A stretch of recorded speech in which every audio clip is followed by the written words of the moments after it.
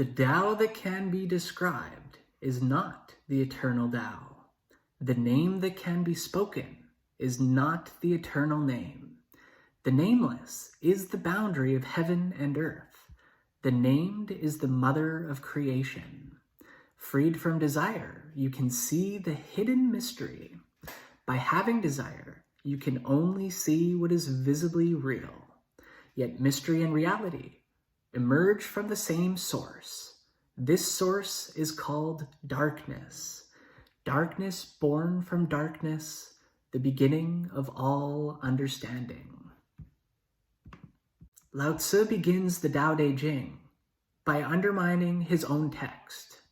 He both names and describes that which he claims is beyond name and beyond description.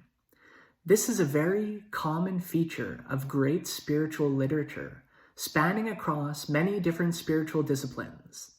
Zen Buddhism describes itself as a finger pointing at the moon, the teachings representing mere pointings as signified by the finger towards an indescribable truth as signified by the moon. The first chapter of the Bhagavad Gita describes the individual who relies solely on the scriptures as a fool and provocatively proclaims that for the one who has seen the truth, even the most sacred of scriptures, even the Bhagavad Gita itself, is no longer required. So Lao Tzu is warning us right at the outset, do not cling to the word Tao, and do not cling to Taoist teachings, or to the Tao Te Ching itself. It is but a finger which is pointing you to the moon. He's trying to convey something which cannot be conveyed in language, because it's a state of being which is beyond the world of symbolic metaphor which comprises language. It's like trying to describe smell to someone who has never smelled before, or sight to a person who's been blind from birth, or a psychedelic mystical experience to someone who's never had one. It simply cannot be done. So, Lao Tzu is telling us, pay no attention to the name that we give this great mystery, which will be described in this scripture.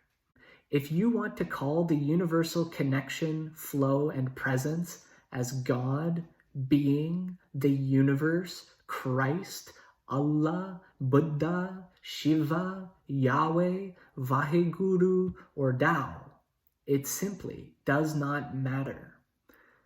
The thing itself is always beyond the name.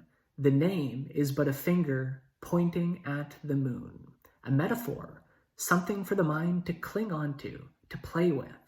If you worship the name, you are worshiping a symbolic idol. The nameless is the boundary of heaven and earth. That which separates heaven from earth has no name, or rather, it's a reality which is comprehended and realized only when the mind ceases to label, judge, and name everything. A unity is found. Disunity arises from naming, separating, and imposing artificial borders and measures upon nature. For example, when we break up a tree into roots, trunk, branches, leaves, and fruit, this may help us to study, label, identify, and think about the tree. But the reality of the tree is simply a united whole. And as Alan Watts humorously pointed out, you can't eat a menu and you can't get wet by the word water. So too, the unity of roots, trunk, branches, leaves, and fruit, which we conveniently label tree, is something entirely apart from the word tree. The word tree is merely a label, a metaphor, to give us a mental stereotype of things with roots, trunks, branches, leaves, and fruit. All words function in this way, including all spiritual words. The named is the mother of creation.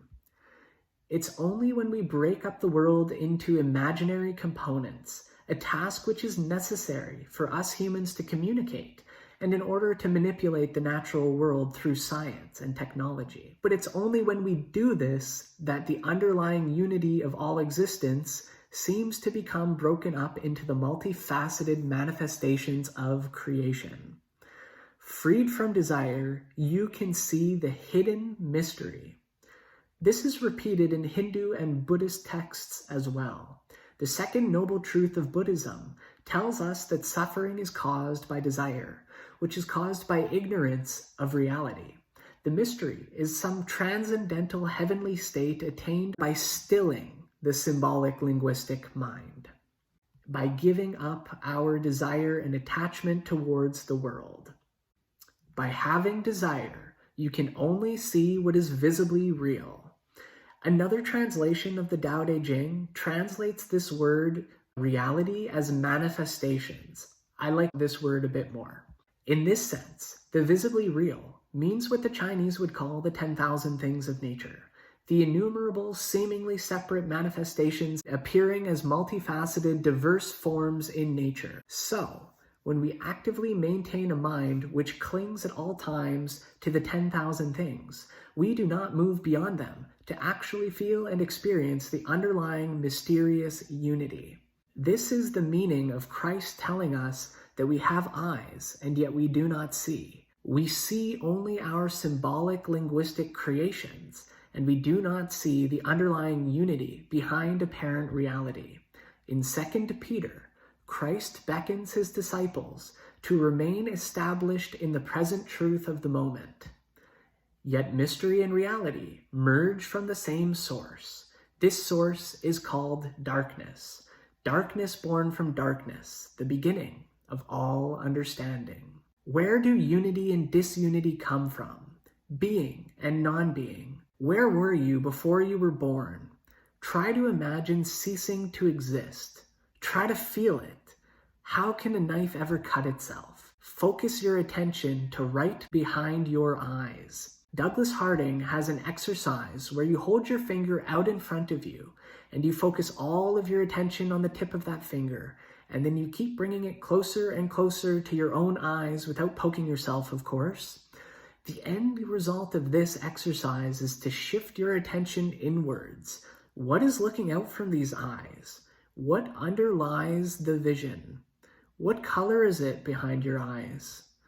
Darkness born from darkness is what the Vedantists describe as Nirguna Brahman, the transcendental universal self without attributes, that which underlines all attributes of the world. And the Zen Buddhists refer to this realization as emptiness, or the great void.